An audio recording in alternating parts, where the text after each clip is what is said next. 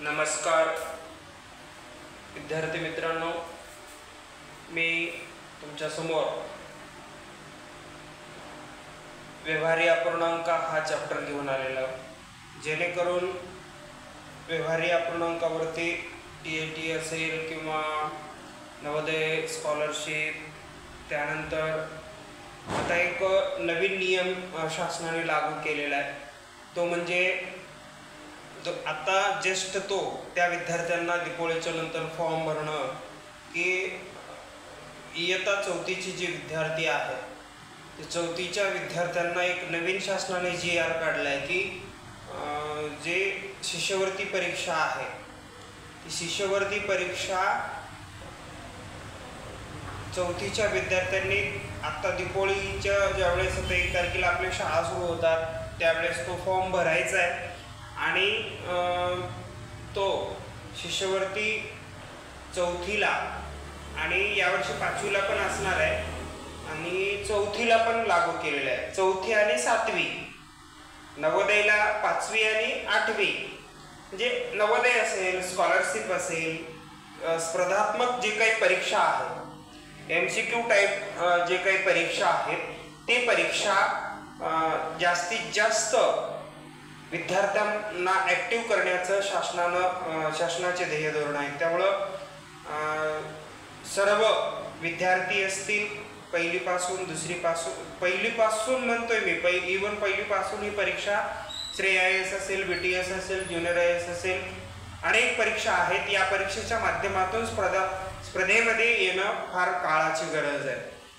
माझे 2 मिनटं यावरती मी बोलणारच आहे, कारण जे विद्यार्थी आहेत ते स्पर्धेमध्ये आले पाहिजे आणि येतात ती केव्हा येतात की आपण पालकांनी किंवा त्यांचे जे गुरुजन आहेत त्यांनी मार्गदर्शन करणं, पालक त्याच्यामध्ये सहभागी होऊन त्यांना प्रोत्साहन देणं किंवा हे कर तुझ्यानं होते अशा पद्धतीनं जा असं सांगणारे पण काही महत्त्वाचे मुद्दे आहेत ते आपण विद्यार्थ्यांना सांगितलं पाहिजे, पुश केलं पाहिजे आणि तरच ते विद्यार्थी घडतो.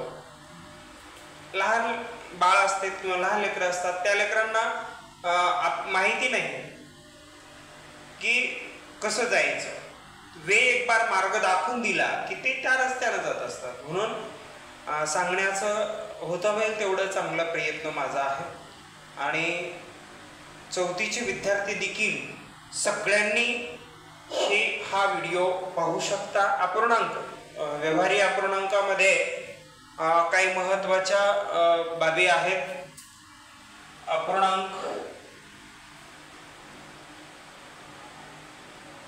ठीक आहे, अपूर्णांक बघा नावामध्येच दडलेला आहे. अपूर्णांक, पूर्णांक आणि अपूर्णांक.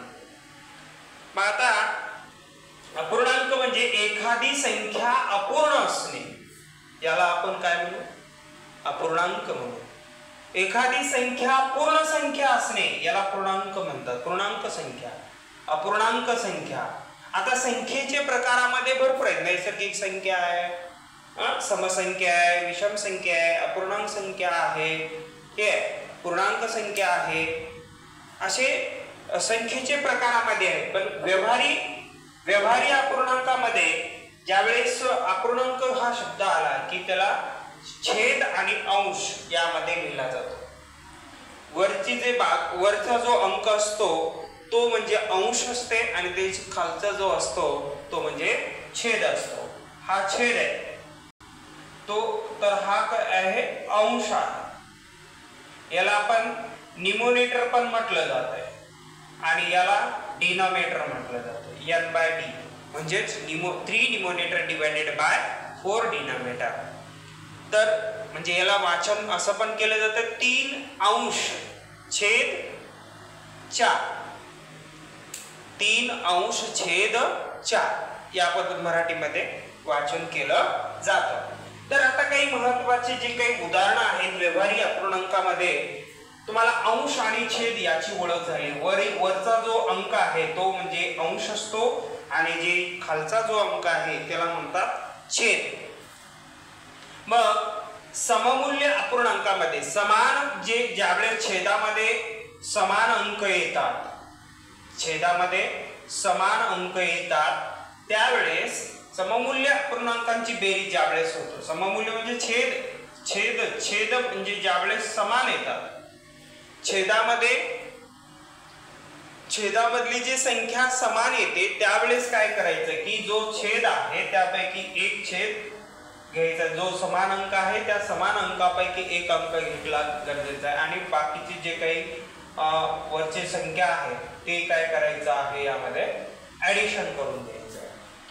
मग 3 आणि 3 6, 6 आणि 9 यामध्ये मिसळा, किती होतात 6 9 15, 6 9 15 15/4, ठीक आहे। आता 15/4 जर या संख्येला 15/4 ला जर कॉमन मध्ये एखाद्या संख्येने भाग जात असेल तर तो आपण घालू शकतो, पण तो जात नाही। आता छेद समान असताना या ठिकाणी आपण अशी बेरीज करायची की मग वरच्या संख्यांची बेरीज करणे आणि या 4 पैकी एक 4 घेऊन येणे। त्यानंतर काय आहे, जर आता हे झालं बेरजेमध्ये, वजाबाकीमध्ये पण देखील छेद जर समान असतील, छेदामध्ये जर अंक एखादी समान असेल तर त्यापैकी हे 2 2 2 या ठिकाणी छेद कसा आहे समान आहे, त्यापैकी काय करणं गरजेचं आहे 1 2 घ्यायचं आहे आणि वरच्यांची काय करणं गरजेचं आहे वजाबाकी, म्हणजे 9 - 4 - 9। आता वजाबाकी करत असताना 9 मधून जर 4 गेले तर या ठिकाणी किती राहिले 5, 5 मधून जर 9 गेले, छेदामध्ये 2 ला 2 घेतलेला आहे, ओके। आता 9 मधून जर 5 गेले किती राहिले 5 आणि 4 9 म्हणजे 4 राहिले, ठीक आहे, म्हणजे 4/2। आता मोठी संख्या ही आहे आणि 5 हे कसं आहे लहान संख्या आहे, म्हणजे आता लहान संख्येचं चिन्ह प्लस मध्ये आहे आणि मोठ्या संख्येचं चिन्ह मायनस मध्ये आहे, मग मोठ्या संख्येचं साइन या ठिकाणी -4/2 येतं आणि मग या ठिकाणी 2 जर आपण भागलो 2 2 4 तर 2 या ठिकाणी त्याचा आन्सर येतं। म्हणून ज्यावेळेस छेद समान असेल त्यावेळेस काय करायचा हा 1 2 घ्यायचा, म्हणजे 2 असेल तर त्यापैकी 1 घ्या आणि जे वरच्यांची जी काय आहे त्यांची वजाबाकी करा। हे वजाबाकी मध्ये झालं ज्यावेळेस कधी छेद समान असताना, इथं छेद समान असताना काय करायचं यापैकी 1 घ्यायचं, वरच्या सगळ्यांची बेरीज करून टाकायचं। हे छेद समान असताना बेरीज व छेद समान असताना वजाबाकी या पद्धतीने आपण करता येतं। दुसरी गोष्ट महत्वाची, आता हे छेद समान असताना झालं, आता छेद जर वेगवेगळे असले तर काय करावं, मग छेद जर वेगवेगळे असतील तर त्याला काय करता येते, एक तर लसावी व मसावीच्या माध्यमातून तुम्हाला सोडवता येते किंवा छेद समान करून सोडवता येते किंवा तिरकस गुणाकार करून या ठिकाणी सोडवता येतो। मग आता बघा उदाहरणामध्ये मी काय करतो, छेद असमान असताना छेद काही घेतो 4/3 अधिक 5/2 अधिक 6/8। आता बघा असे कितीही येऊ द्या हरकत नाही, तर आपण काय करायचं स्टेप बाय स्टेप या दोघांचाच करून घ्या। पहिले एक तर छेद समान करून घ्या, नाही म्हणला तर त्रिकोस गुणाकार करून घ्या, तिरकस गुणाकार करून घ्या, ठीक आहे। तिरकस गुणाकार करत असताना या 4 ने या 2 ला असा गुणाकार करायचा, म्हणजे 4 2 8 अधिक आहे म्हणून अधिक 3 ने याला गुणाकार करा, 3 5 15 छेदामध्ये 3 × 2 3 2 6, ठीक आहे। मग 15 आणि 8 यांचा काय करायचं या ठिकाणी बेरीज करा, मग 8 आणि 5 किती होतात 13, 13 ला 3 ह्याला 1 1 आणि 2 म्हणजे 15 अधिक 8 23 छेदामध्ये किती आलेला आहे 6। हा जो वरचा जो जशास तसं जे अंक आहे ते प्लसला प्लस 6 ला 6 छेदला छेद 8 ला 8 या ठिकाणी आपण घेतलेला आहे। मग आता हे जशास तसं या ठिकाणी घेतलेलं आहे, जसं या दोघांचा आपण गुणाकार करून या ठिकाणी असं उत्तर आणलं होतं तसंच या दोघांचा गुणाकार करा, ठीक आहे। मग आता काय करा 8 न 3 ला गुणायचा, 8 त्रिक 24 24 ला 4 चला 2 8 2 16 17 18 या ठिकाणी 18 प्लस 6 6 36 8 संग 48. ठीक आहे. मग आता पुढे बघा 6 ने 4 ला जर प्लस केलं 10, 10 ला 0 चला 1, 8 आणि 4 12, 12 ला 2 चला 1, 1 आणि 2 छेदामध्ये 48. परत याला 220 आले बघा 6 आणि 4 10 ला 0 चला 1, 3 आणि 1 4, 8 आणि 4 12, 12 ला 2 चला 1, 220 आलेले आहे. मग 220 छेद 48 या ठिकाणी छेदला छेद या ठिकाणी घेतलेला आहे. मग आता काय करा, ह्याला कॉमन मध्ये भाग जातो. कितीनं भाग जातो याला कॉमन मध्ये? 4 न भाग जातो बघा. 4 पंचे 20, 2 उरलं 20 झाले. 4 पंचे 20, 4 1 4, 4 2 8 बघा 55/12 आलेला आहे बघा. ठीक आहे. आता 55/12 आता याला कॉमन मध्ये भाग जातो का? कोणतीही संख्येने नाही, कारण का इथं 5 आहे, याला 5 न पूर्ण भाग जातो, पण याला जातो का? नाही जाणार. मग ह्याला 3 न भाग जाऊ शकतो, म्हणजे 3 2 आणि 1 3, या दोघांची बेरीज किती आली? 3, म्हणजे 3 न भाग जाऊ शकतो याला, पण याला जातो का? नाही जाणार. कारण का एकक स्थानी जर 5 असेल किंवा 0 असेल तर त्याला काय करतात? 5 नेच निशेष भाग जातो. आणि जर एकक स्थानी 0 असेल तर त्याला 10 न पण भाग जातो आणि 5 न पण भाग जातो, म्हणजे 2 न पण भाग जातो. जिथे जे काही कसोट्या आहेत ते कसोट्या पाठांतर असले तर तुम्हाला सोपं जातं. आता हे झालं तुमचं अपूर्णांकांची बेरीज. अपूर्णांकामध्ये किती संख्या आल्यात? 1 2 3 संख्या आल्यात. आणि छेद आणि अपूर्णांकामध्ये बघा अंश आणि छेदामध्ये इथं दिलेलं आहे, म्हणजे 55 अंश 12 छेद आहे. ठीक आहे. मग आता याला तुम्ही भागाकारामध्ये पण, पॉइंटच्या भागाकारामध्ये पण रूपांतर करू शकता. ती पॉइंट मध्ये बघू आपण, डेसिमल फ्रॅक्शन मध्ये पण बघूया या ठिकाणी. ठीक आहे. तर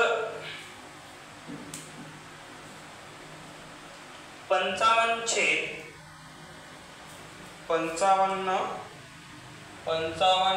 12.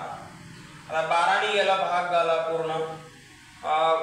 12 पंचे 60, 60 तर पुढे चाललेलं आहे, 5 चा भाग जाणार नाही, 4 चा भाग जातो. 12 चोक 48, 48 49 50, म्हणजे किती उरले? 7 उरले. ठीक आहे. 7 उरले तर पॉइंट दिला आपण. पॉइंट दिल्याच्या नंतर इथं काय करता येते? 0 घेता येतो. 12 पंचे 60, 12 सकम 72 पुढे चाललेलं आहे. 12 पंचे 60, मग किती उरलं? 10 उरलं. मग परत इथं आपल्याला 1 0 घेता येतो. इथं जर पॉइंट दिला, 1 पॉइंट जर दिला तर दिले जेवढे काही संख्या उरलेल्या आहेत त्या संख्येच्या पुढे 1 0 आपल्याला घेता येतो. जर आपल्याला 1 0 घेऊन जर 12 ना भाग पूर्ण भाग जात नसेल तर काय करावं लागेल? मग इथं भागाकारामध्ये 1 0 द्यावं लागेल. मग त्यावेळेस तुम्हाला 1 0 घेता येतो.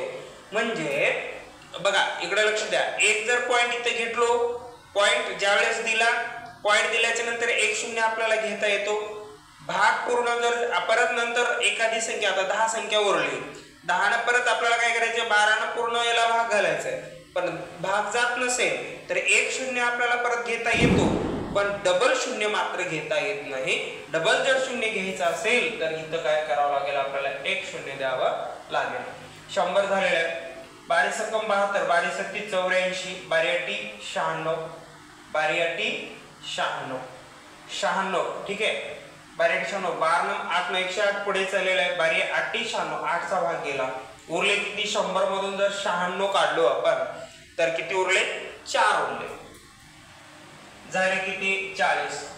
मग 12 1 12, 12 2 24, 12 36, 12 36, 36 किती उरले? परत 12 36, 37 38 39 40, परत 4 उरले, परत 0 झालं. 12 36 म्हणजे हे 3 3 3 हे किती येते बघा? 4 4 उरत राहते, असं वाढत जाते. म्हणून 3च्या डोक्यावर काय करायचंय? बार द्यायचंय. म्हणजे याचं उत्तर झालेलं आहे 4.583 बार. हे झालं तुमचं डेसिमल फॉर्म मध्ये, म्हणजे दशांश अपूर्णांकामध्ये. दशांश अपूर्णांक झालं. ठीक आहे. बघा अपूर्णांकामध्ये मी काय केलंय तुम्हाला, ज्यावेळेस छेद समान असताना बेरीज कसं करायचं ते सांगितलेलं आहे. ज्यावेळेस छेद समान असताना वजाबाकी कसं करावं हे पण सांगितलेलं आहे. ज्यावेळेस छेद वेगवेगळे आहेत त्यावेळेस बेरीज कसं करायचं ते पण सांगितलेलं आहे आणि आलेल्या उत्तराला भागाकार करून त्याचं दशांशामध्ये रूपांतर कसं करायचंय हे पण सांगितलंय। कधी काय होतंय की पर्यायामध्ये कधी कधी तुम्हाला हे दिलं जात नाही, कारण का काही प्रश्न वेळखाऊ प्रश्न असतात, म्हणजे हे करा परत नंतर ते करा, आपल्याला सगळं येतंय पण ते काढण्यामध्ये पूर्णपणे टाइम आपला घातला, म्हणजे ते एखाद्या प्रश्नाचा जो टाइम आहे तो टाइम जास्त लागावं हा उद्देश त्या परीक्षा घेणाऱ्याचा असतो। आणि म्हणून आपण जर या गणिताचा जर जास्तीत जास्त सराव जर करत राहिला, कोणता उदाहरणामध्ये अपूर्णांकाचे जे काही जेवढे काही PYQ असतील किंवा अपूर्णांकामध्ये जेवढे काही महत्वाचे मुद्दे असतील ते गणित असतील, त्याच्यानंतर नवोदयला पडलेले काही प्रश्न असतील, स्कॉलरशिपला पडलेले काही प्रश्न असतील, या परीक्षेमध्ये जेवढे काही प्रश्न पडले त्या प्रश्नांचा वारंवार ज्यावेळेस तुम्ही सराव करता त्यावेळेस तुम्हाला परफेक्टनेस वाढत राहतो। मग त्यामुळं एखादी प्रश्न रिपीट होतो पण तो जर प्रश्न रिपीट आला तर ते आपल्याला लगेच त्याचा पर्याय समजला जातो आणि म्हणून त्यामुळं काय होतंय आपला वेळ वाचतो आणि दुसरा प्रश्न म्हणजे एखादी प्रश्न सोडवण्यासाठी आपल्याला वेळ भेटतो। म्हणून जास्तीत जास्त आपण काय करायचंय, उदाहरण जे आहेत ते सोडवत राहायचं आहे। असे बरेच काही उदाहरण आहेत, परत मी अजून तुम्हाला दुसरा एक उदाहरण घेतो। एक उदाहरण तुम्हाला तर समजलेलं असेल किंवा न समजलं असेल, या दुसऱ्या उदाहरणामधून परत तुम्ही काय करून घ्यायचे ते समजून घ्यायचंय। बघा 4/5 अधिक 9/12 हे आता या ठिकाणी बघा एखादी जे बेरीज करायचं असेल तर पहिला सुरू वरचा जो अंश आहे अंशाने छेदाला गुणाकार करायचा, हा तिरकस माध्यमातून गुणाकार होतो।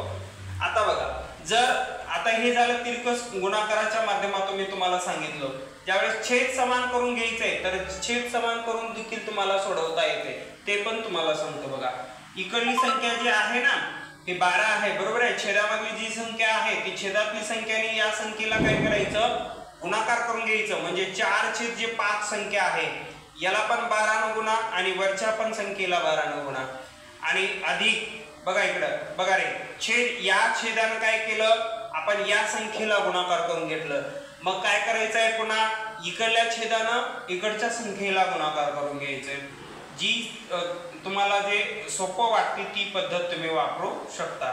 बघा रे मी काय केले या ठिकाणी बघा 12 आहे, छेदामध्ये 12 आहे, मग या 12 ने काय केलं या खाल्ल्या संख्येला पण गुणाकार केलं आणि वरच्या संख्येला पण गुणाकार केलेला आहे। इथला जो छेद आहे 5 हा 5 ने काय केलेला आहे वरच्या संख्येला गुणाकार केला आहे आणि खाल्ल्या संख्येला पण गुणाकार केलेला आहे। यामुळे काय होतं की दोन्हीही संख्या जशास तसं जेवढं आहेत ना तेवढेच राहतील, कारण का छेद समान होईल, मात्र काय होईल छेद समान होईल। मग 12 ने 5 ला गुणलं 12×5 = 60 छेद 12 × 12 = 24 12 चौक 48 हे 48 अधिक 9×5 = 45 12×5 = 60 बघा रे छेद कसं झालं या ठिकाणी समान झालेलं आहे। बघा ही संख्या 48/60 ओके 48/60 म्हणजेच 4/5 रे आणि 9/12 म्हणजेच काय रे 45/60।